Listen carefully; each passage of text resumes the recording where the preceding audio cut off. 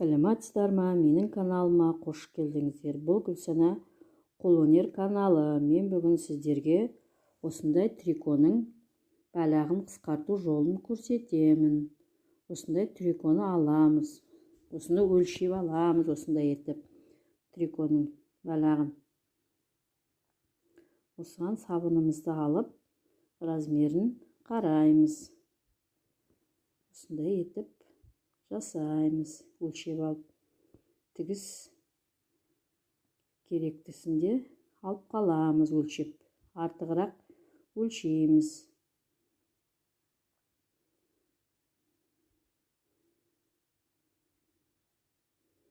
Осындай етіп өлшеп дайындап аламыз.